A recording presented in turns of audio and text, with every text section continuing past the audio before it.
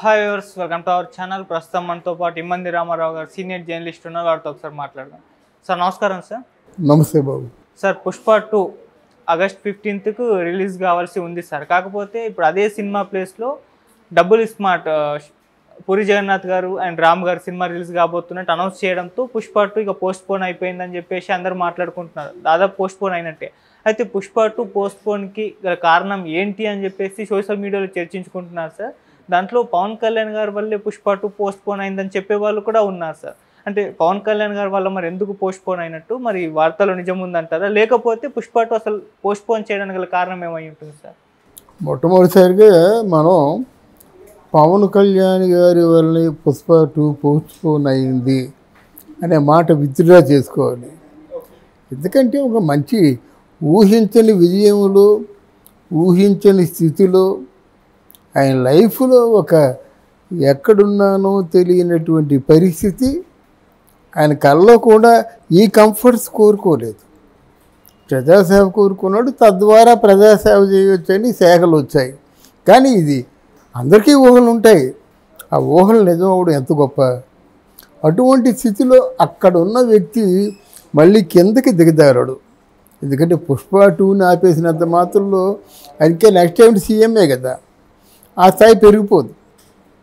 పోనీ ఆపకపోయినంత మాత్రంలో దిగజారిపోదు. కనుక అక్కడ నాకు పుష్ప 2కి పవన్ కళ్యాణ్కి ఏ సంబంధం ఉండదు.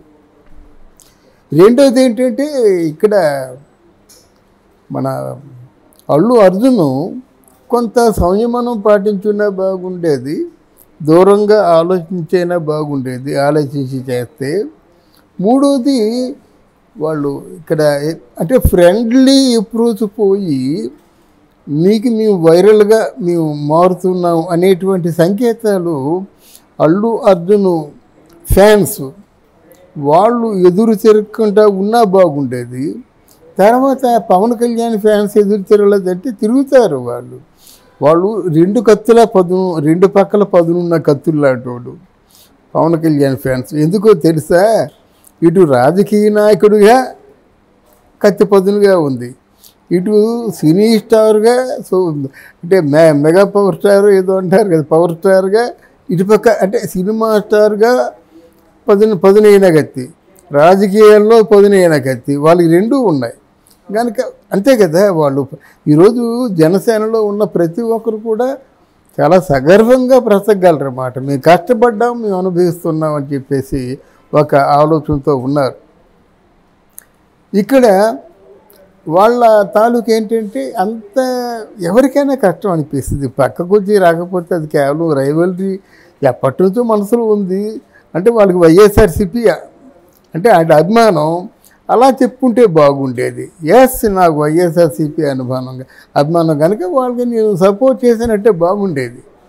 ఏదో ఇద్దరు పక్క క్లబ్లో కాఫీ తాగుతుండగా మాట్లాడుకోండి, ఇవన్నీ కాకమ్మ కదా, అవసరం లేదు కదా. నాకు నిజంగా నచ్చింది వైఎస్ఆర్ పార్టీ. అంటే మన కుటుంబానికి దీనికి సంబంధం లేదు, అది నా వ్యక్తిగత ఇష్టం.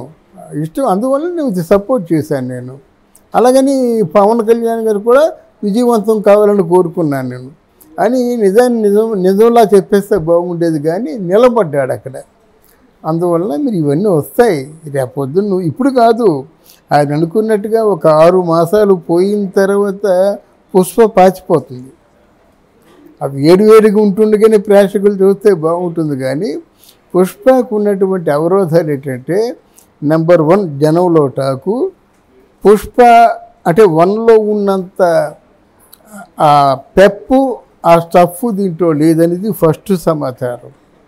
రెండో సమాచారం ఏంటంటే, పుష్పలో సెకండ్ 2 చూడడానికి ఏమీ లేదు. అది మామూలు కేవలం దానికి ఎక్స్టెన్షనే, ఎన్హాన్స్మెంటే ఉంది. కానీ క్యారెక్టర్లు పరిచయాలు, క్యారెక్టర్లు పోకడ, క్యారెక్టర్ల తాలూకు కథా కమామిషి అంతా పుష్ప 1లో వెళ్ళిపోయింది. రెండోది ఎంత సాగదీస్తారు ఉంది. ఇకపోయినట్టు మీకు పుష్ప 1లో మీకు పాటలు హెల్ప్ అయినట్టుగా పుష్ప 2లో పాటలు హెల్ప్ అవ్వలేదు. పుష్ప 1లో ప్రతి పాట హిట్ అయింది, దానికి ఎక్స్టెన్షనే కదా పుష్ప 2. ఇప్పుడు కూడా సాంగ్స్ రిలీజ్ అయినా బాగానే ఉన్నాయి, బాగా రెస్పాన్స్ వచ్చింది సార్ ప్రేక్షకుల నుండి. ఏది ఇప్పుడు రిలీజ్ అయిన సాంగ్ పుష్ప నుండి వెన్ కంపేర్ టు పుష్ప 1లో ప్రతి పాట హిట్ అయిందండి. ఇక్కడ నెంబర్ ఆఫ్ అంటే నెంబరు మిస్ అయింది, నెంబరు తక్కువ హిట్ అయింది. నెంబరు అంటే పుష్ప మీద క్రేజీ ఎంతైతే పెంచుకుంటున్నారో దానికి సరి సమానమైనటువంటి క్వాలిటీని ఇవ్వలేకపోతున్నారని ఫీలింగ్ ఉంది. దానికే వీళ్ళు అనుకున్నట్టుగా బిజినెస్ రాలేదు. ఆ బిజినెస్ అంటే సంబంధిత చిత్రానికి తగినంత బిజినెస్ రాకపోవడం కూడా కొంచెం ఆలోచించుకోదగ్గ పరిణామం. వాళ్ళు తీసిన డబ్బుకి రావాలి కదా, వడ్డీలు సరిపోవాలి కదా, ఆర్టిస్టులు ఈ డైరెక్టర్ వీళ్ళ రెమ్యునరేషన్లో ఒక 200 కోట్లు ఉంది కదా. అందువల్ల ఇన్ని కారణాల చేత పోస్ట్ పోన్ చేశారు. కానీ దానికి పవన్ కళ్యాణ్కి దానికి సంబంధం లేదు. తర్వాత ప్రజలండి, పవన్ కళ్యాణ్ తాలూకు జనసేన ప్రజలు, వీర మహిళలు కానీ జనసేన కానీ ప్రజలు ఒక మాట చెప్తాడు, ఎవరి విషయంలో కూడా మీరు తలదూర్చొద్దండి, జాగ్రత్తగా ఉండండి, సంయమనం పాటించండి అని చెప్తాడు. కానీ వినేది వాళ్ళు కదా. మరి అంతకుముందు వైఎస్ఆర్సీపీ కూడా వాళ్ళు చెప్పారు కదా, మరి వాళ్ళు బీపీ వచ్చింది కొట్టారు. మరి వీళ్ళకి ఎప్పుడు బీపీ వస్తుందో మనం చెప్పలేం కదా. బీపీ వచ్చి కూడా ఈయన సంబంధం లేదు కదా. అందువల్ల పుష్ప 2 ఎక్స్టెన్షన్ చేయడానికి చాలా కారణాలు ఉన్నాయి, బయటికి చెప్పని కారణాలు. అవి సర్దిద్దుకుంటే బాగుంటుంది. అది రాను పేటుముడి అయిపోతుంది, బిగిసిపోతుంది అన్నమాట. అది చిరంజీవి గారికి కూడా కొంచెం అసహనం కలిగించినటువంటి సందర్భం వచ్చేసింది. పోనీ ఇప్పుడు ఏమైందంటే కొన్నిదల కుటుంబమా, అల్లు కుటుంబమా, అల్లు రామలింగి లేకపోతే ఈ చిరంజీవి ఎక్కడుంటాడు, ఇటువంటి వాదన ఎప్పుడైతే వచ్చిందో వ్యక్తిగతంగా ఎవరు మాట్లాడకూడదు. మాట్లాడితే దాన్ని మించిన గబ్బు లేదు. వ్యక్తిగతంగా ఎవరూ మాట్లాడుకోకూడదు. అది ఎందుకు అది టోటల్ అది క్రాస్ అయిపోయారు. ఇక్కడ ఏంటంటే పవన్ కళ్యాణ్ చరణ్ బాబు ఒకవైపు, పవన్ కళ్యాణ్ ఏమంటే చరణ్ బాబు అదంటాడు, చరణ్ బాబు ఏదంటే పవన్ కళ్యాణ్ దానికి ఓకే అంటాడు. మధ్యలో ఒక్కడు మిగిలిపోయినాడు చిరంజీవి. అర్థమైందా?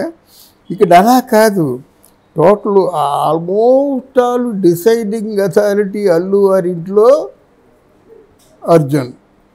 అందువలన అర్జున్ చెప్పినట్టుగా అరవింద్ కూడా వినాలి. సరే, మరి మొత్తానికి అబద్ధాలు చోటు చేసుకున్నాయి. ఇవన్నీ ఊహాగానాల్ని మనం ఎనలైజ్ చేస్తూ మాట్లాడలేము. ఈరోజు ఒక ఊహాగానం ఉంటుంది, రేపు ఒక ఊహాగానం ఉంటుంది. అంటే ఇక్కడ మనం ఏమనుకోవాలంటే ఓవరాల్గా తప్పు బన్నీ మీదే ఉంది. తెలియ చేసినా సరే మళ్ళీ ఆయన ద్వారా కలుసుకోవడం అన్నది ఉత్తమం. 2 ఫ్యామిలీలు చిన్న ఫ్యామిలీ కాదు కదా. అది ఇండస్ట్రీకి ప్రెస్టీజియస్గా ఉన్నటువంటి కుటుంబం, మెగా కుటుంబం మిమ్మల్ని వెలివేయలేదు. మీరు మెగా కుటుంబాన్ని వెలివేసినట్టుగా బయటికి ప్రజలకు కనిపిస్తుంది.